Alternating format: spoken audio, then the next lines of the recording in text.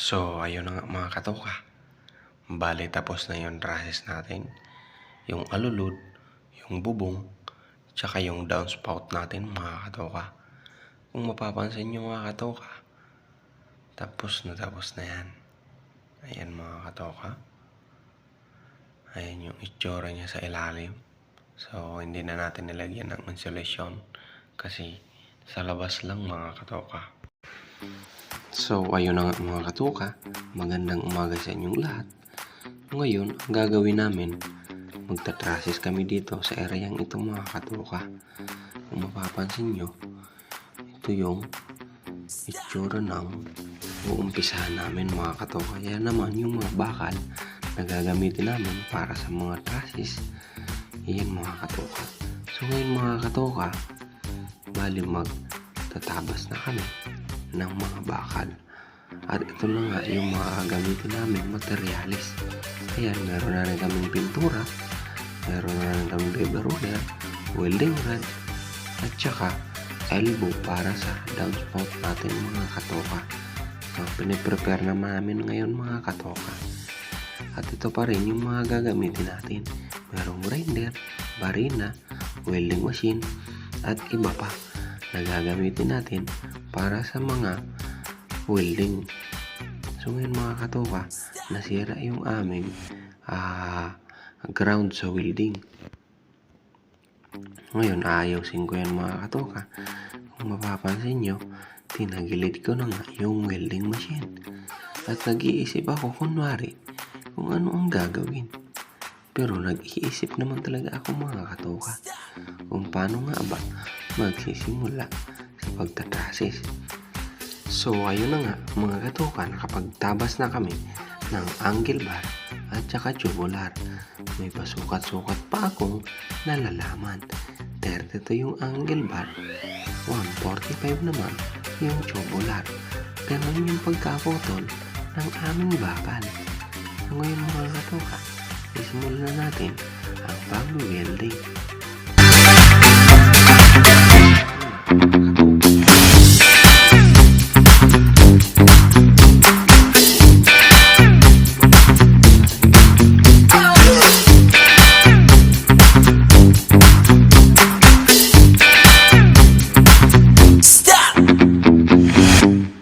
Nagwe-welding na tayo. So, bali ang gagawin ko dyan is apat na traces mga katoka.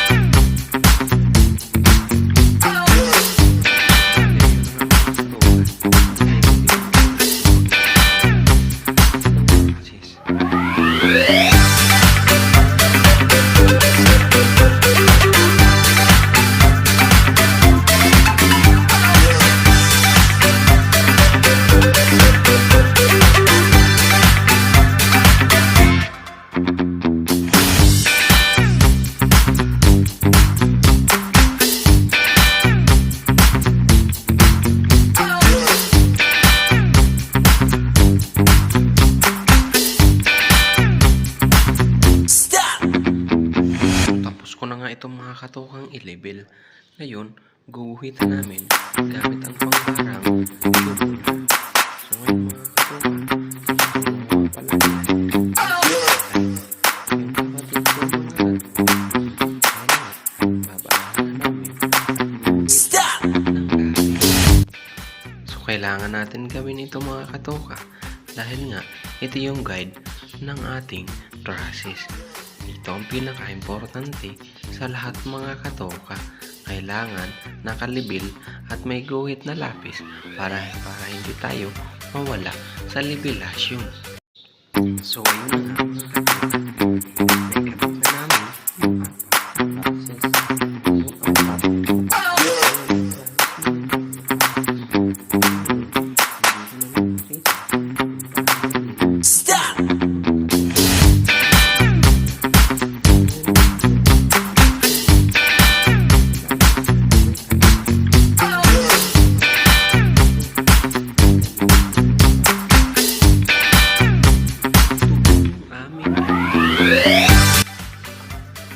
ito na nga mga katoka, lalagyan na namin yung tubular na 1/2. Ngayon mga katoka, sinimulan kong ilatag sa gitna para naman matabasan namin yung dulo mga katoka. Ayan, mapapansin nyo mga katoka, iniiskulahan ko na yan. Nasa gitna muna ako nag-umpisa.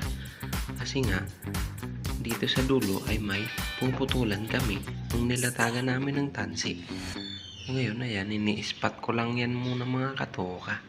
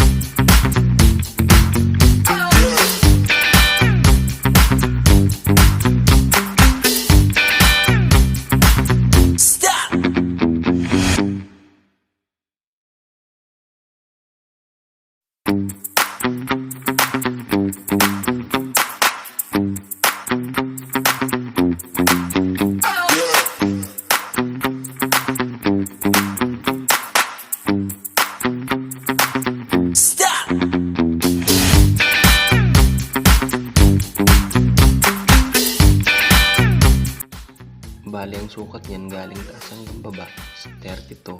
Galing naman sa wall hanggang dun sa dulo is 145 cm mga katoka.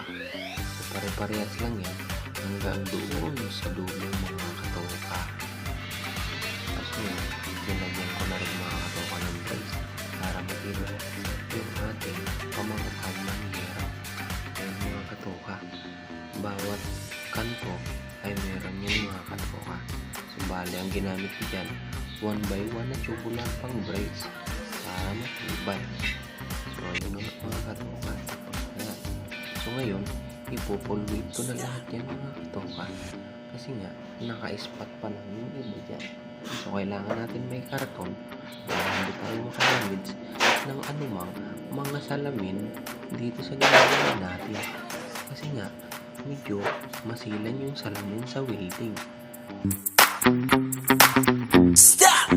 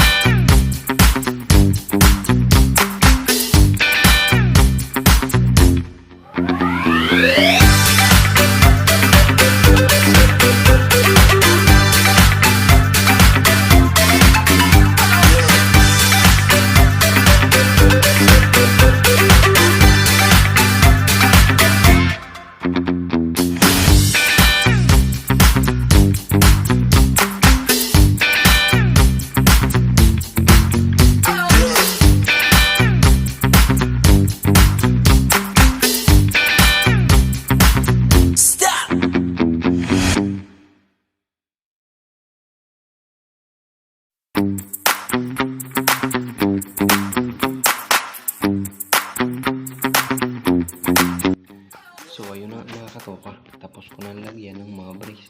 Kung mapapansin nyo, yung mga grenadieran ako mga katoka. Kasi nga, grenadier ko yan para mawala yung black para sa pintura mga katoka. So ngayon, yan, kung mapapansin nyo, lahat na yan may brace. So sa isang horizontal, nagkaroon tayo ng brace na 2, 4 mga katoka. So bali, 3. Naging 12 yan lahat mga katoka ng brace natin. So kayo na nga, kulang na lang ay pintura. So kailangan straight daw mga katoka yung pagkalatag ng bakal. So yan, yung angle bar para yan sa flashing yung katoka. Ayan, kung mapapansin nyo, inabang ko yan para sa flashing.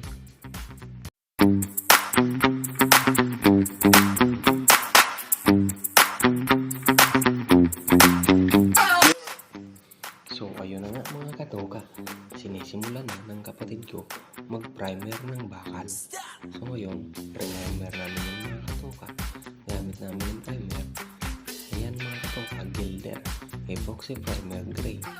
So bali meron siyang catalyst mga katoka. Yan lang ang inalo namin sa kanyang primer. Meron din tayong welding rod. So bali ang ginamit ko palang welding rod is Neon 6-13 size 2.5mm mga katoka. Magandang klase kung gagawin ko ang ating welding rod. So mga katoka, made in the Philippines pa to. So proud tayo sa Pilipinas. Ngayon, ayan, pipinturahan namin, ipa-primer namin ng gray. Tsaka ang finish niyan mga katoka is kulay itim. So ano ba ang pinapakita ko dyan? Pinapakita ko yung naglagay ako ng bakal sa taas mga katoka para matibay. Na kahit apakan natin yung rasis, makakaapak tayo sa taas. So pipinturahan namin muna mga katoka ang bakal na ito. Let's go! So ayun na mga katoka, pagtutulungan na namin yung pintura ng kapatid ko. So ngayon, kung mapapansin nyo, ang bilis namin dyan, diba? Ginawa namin pakyawan yung arawan. Joke lang po. Ayan mga katoka, pinabilis ko lang yan para hindi yung maba yung video.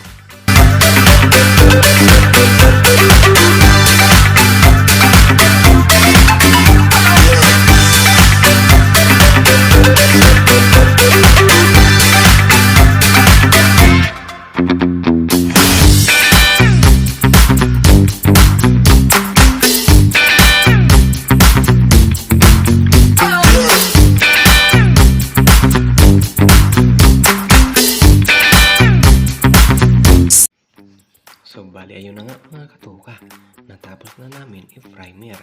Ngayon, inaantay na lang namin yan matuyo bago i-finish namin ng itim. So ayun na nga, naitim na nga pala nito, nairalan sa dulo. So ngayon, pagtutulungan ulit natin para maitim ang ating bakal. So ayun na nga mga katoka, iniitim ko na nga yung bakal. So bali, ang ginamit kong pang-finish dyan is Quick Dry Enamel Black. So bali, itim lang yan mga katoka. Pwede to kahit na yan.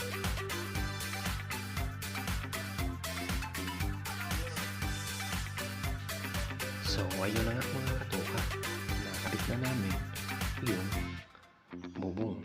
Ngayon, ang una namin kinakabit is yung fascia flashing. Ayan mga katoka, imbis na reflex ilagay natin dyan, pwede namang yero mga katoka. Mas madali, mas nakakatipid tayo dyan. Ang tawag dyan sa ikinakabit namin is fascia flashing mga katoka. So ayun na mga katoka, kinakabit na namin yung fascia flashing. Tapos ngayon, ang isusunod natin is yung gutter niya mga katoka. Mapapansin nyo, ayan, yupit niya yung sa dulo. Ayan, kailangan na natin ikabit mga katoka yung gutter niya. So pinagtulungan na natin para mabilis mga katoka. So yun na nga, yung nangyari, nandyan sa labas mga katoka. So napakabait yan, shout out yan. Dibay kami dyan lahat, marinig ako, tsaka nangaling yan. Ngayon, namadali na namin itong mga katoka kasi nga, panay yan sila.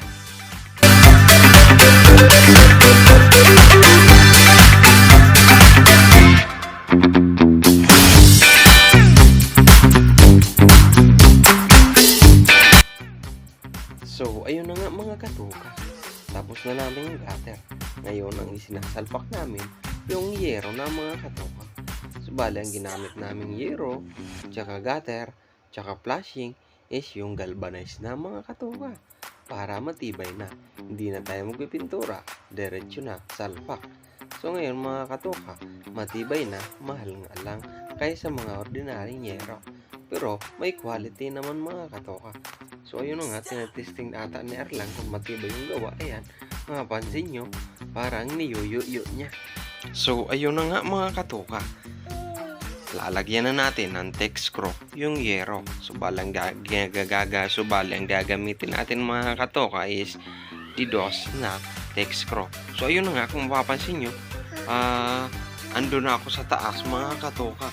So ngayon mga katoka, kailangan na natin sampahan kasi yung dulo iti-text screw natin. So ngayon kung mapapansin nyo, matibay yung ating gawa mga katoka dahil nga ay nakita natin. So ayun, pagpapatuloy na natin ang paglalagay ng yero mga katoka. Ayan nga pala si Kuya Larry, yan yung veterano sa yero. So ngayon, i-guide niya lang kami sa una at itutuloy na namin yan mga katoka. So let's go, tuloy-tuloy na yan.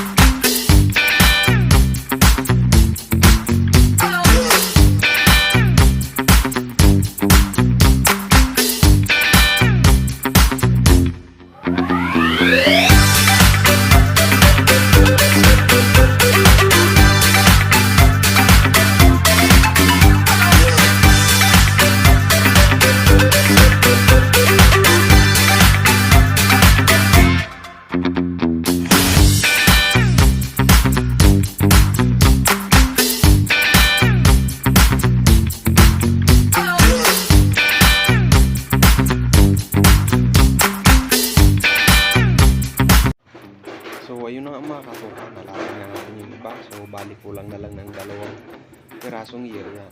So yun mga katoka, yung gutter, lalagyan pa natin yan ng matigas para hindi siya lumunto. So bali ayan na, nalagay na natin yung gutter. Mapapansin nyo, sinisili ko na yan mga katoka ni Otol para habang hindi pa umuulan. Ngayon, kung mapapansin nyo, ayan na yan. So ang purpose niya mga katoka na extension na yan is para yung anggi hindi pumasok sa bintana. Kasi nga kung malakas ang ulan is pumapasok sa mga bintana yung tubig tapos sa main door. So ngayon mga katoka, kung mapapansin nyo, nakayupi yung dulo ng yero. So ngayon, ang purpose niyan mga katoka para yung tubig hindi pumasok sa gilid ng wall. So ngayon, maglalagay tayo dyan ng flashing mga katoka. So mapapansin nyo, lahat na yan may text screw. Ayan, ayan, tinuturo-turo ko pa yung tubig daw para hindi pumasok doon sa kanto, sa may wall. So ngayon mga katoka, ayan, lalagay tayo ng flashing. Bali, nalagyan ko na yan ng flashing. So ngayon, ipapakaw lang natin yung flashing hindi pumasok sa wall. Ayan mga katoka, binutasan ko muna yung mga flashing para sa pako. So bali, pag binutasan natin, tuloy-tuloy yung ating pagpapako mga katoka. Ayan, hanggang dulo yan, naka-text screw lahat ng may umbok mga katoka sa yero. Itinex ko para matibay. Ngayon, yan na yung flashing na ipapako natin. Ang tagal naman ipako. Ayan, tinuturo ko pa yung mga butas-butas lang. So, diyan ko ilalagay yung mga concrete nail na D1 mga katoka. So, let's go. Ipapako na natin mga katoka. Let's get around. Ang tagal ipako. So, ngayon, yung gamit namin yung concrete, yung matibay mga katoka. Yung maliit lang para hindi siya mayupi. So, ipapako ko na yan. Ang tagal talaga ako magpako mga katoka. Sinisindro ko pa sa mga butas-butas kasi.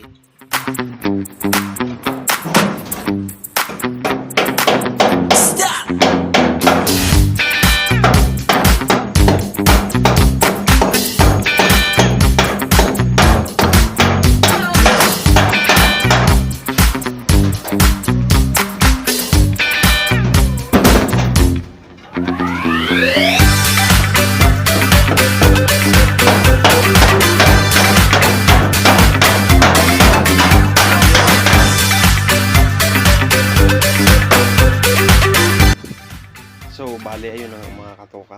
Naipako ko na yan lahat. Ayan. So ngayon, isisili ko na lang natin yan mga katoka, yung gilid na yan. So bali, yung dugtungan natin medyo hindi pumantay. Pero okay lang yan mga katoka, basta may sili po natin. So hanggang dulo yan mga katoka. Yan ang pagpapako. So ngayon mga katoka, hanggang dulo na yan. Lahat na yan may pako. Ngayon, na-tick screw ko na rin, na-rivet ko na rin yung bawat dugtungan. So kailangan sa dugtungan, i-rivet natin yan mga katoka. Tapos ngayon naman, yung bawat umbok ng yero ay gugupitin natin yung flashing para lumapat sa yero mga katoka. Kung mapapansin nyo, ayan, may guhit na nga, ginuhitin ko na yan. So para pantay yung ating pagkagupit, para sakto siya sa umbok mga katoka. So let's go, gugupitin na natin yan mga katoka. Wala nang maraming paliwanag, tingnan nyo na lang, watch and learn. So ayun na nga mga katoka, sisimulan ko na yung paggugupit ng flashing. So ang gagamitin kong gunting mga katoka is yung gunting pang paring. So wala tayo ng pang yero, pero pwede yan. So ganun lang yan mga katoka, paggupit ng flashing para sumakto siya dyan sa umbok ng yero. Yan, yun, ganun lang mga katoka.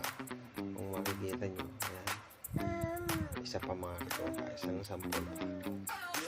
So may ngayong aking anak, pada pa, nagbo-voice record ako na. Tawagin mo, pa! Dali, pa! Dali! Yun. So, ganun lang mga katoka kapalit. So, bali gugupitin mo na yan lahat para tuloy-tuloy na.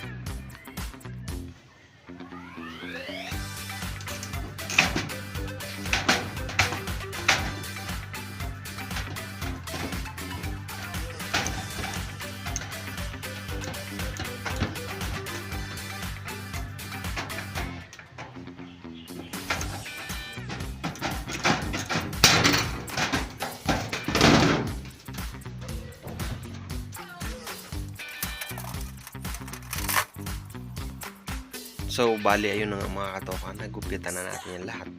Ayan, kung mapapansin nyo, lahat na yan nakagupit hanggang doon sa dulo mga katoka.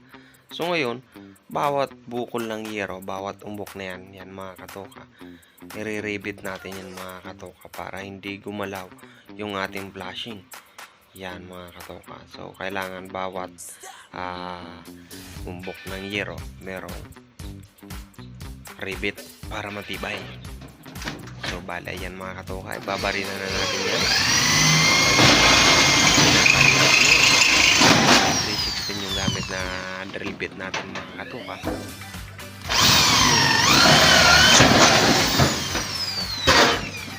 So, rivet na. I-rivet mo na mga katoka. Ayan nga mga katoka. Pinasok na natin yung blind rivet. So, may gamit din tayong riveter para sakto at swak sa ating yero. So, naka one hand lang kasi ako dyan mga katoka, kaya medyo nahihirapan ako kasi nga pinibidyohan ko muna yung aking sarili. Yan. Antagal sa pagmansa lang. Hop. Yun. Dali mga katoka. So, i-rivet na natin yan lahat. Let's go. So, bali yung kantuan ng flashing mga katoka is nasilikon ko na rin yan. Ayan, pati yung dugtungan, sinilikon ko na rin. Na-rivet ko na rin lahat ng ginupit ko kanina mga katoka. Ayan. So, bali, lilinisan na lang yan. Okay na yung bubong natin mga katoka. Yan. Tapos, ito yung itsura ng ilalim niya mga katoka kung mapapansin nyo. Yan, walang insulation yan kasi sa labas lang din naman. Okay lang yan. Tapos ngayon, maglalagay na lang tayo ng downspout. So, bali dyan nakapwisto yung downspout mga katoka sa may masetera. So, ayan. Wow, ang ganda na mga katoka. So, bali 3 araw namin yung ginawa mga katoka. Lahat-lahat na, pintura, bubong, trusses. So, ang purpose niyan mga katoka is para yung anggi hindi pumasok doon sa main door. Tapos ngayon, umaambon na nga mga katoka. Kung mapapansin nyo, tinitesting na yung aming gawa. Yan. So, balin may downspout na rin yan mga katoka. So, ayun lamang. So, thank you for watching. Please like, share, and subscribe to my YouTube channel, Arvin Bunyan. Thank you. So, yun ang mga katoka. Yan yung downspout natin. Yan.